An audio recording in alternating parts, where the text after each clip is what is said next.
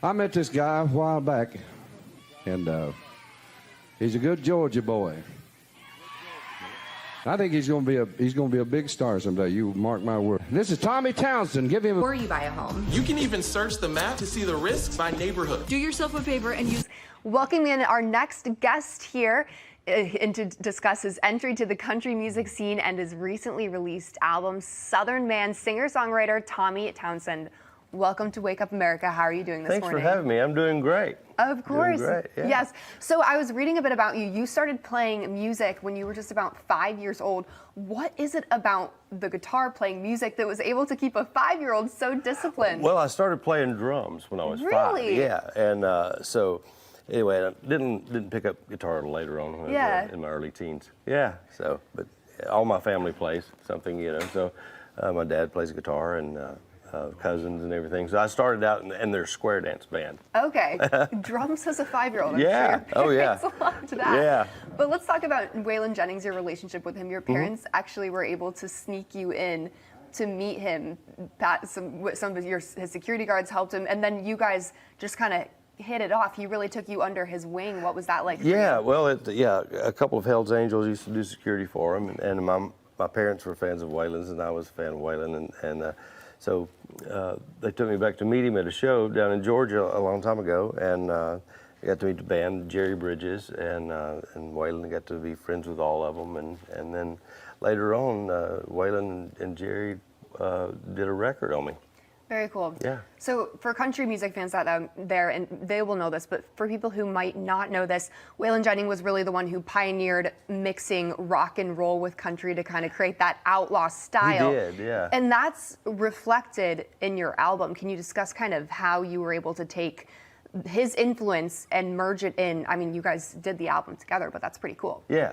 Well, Waylon and Jerry just took me in the studio, actually in 1987 when I was a kid, and started recording stuff on me, and the stuff that we cut was in like in Waylon's catalog, and the song, I didn't write any of the songs on it. I mean, the songwriters were like Dean Dillon and Roger Murrah and Fred Knobloch and Troy Seals, and so we just picked out those songs, and Waylon he and Jerry both are just great producers, and directed me, Yeah.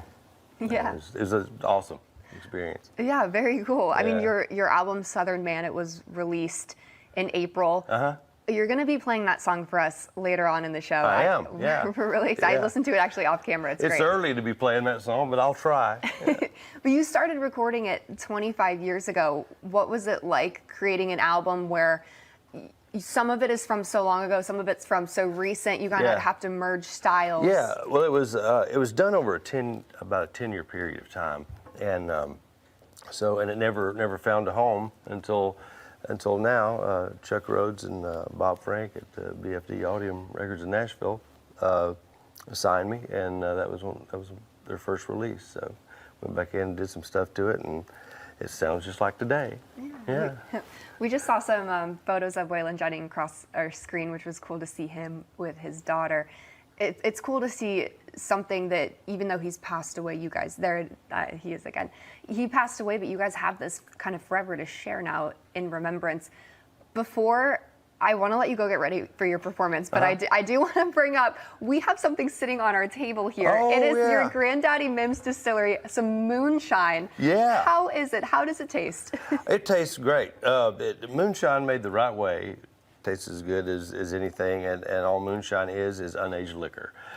Jack Daniels or anything coming out of the still is clear.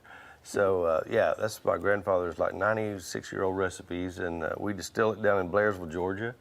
So we got several flavors of it, but it's doing really well. It started off as a hobby, and now it's turned into a business too. So moonshine, not easy to make, actually dangerous to make.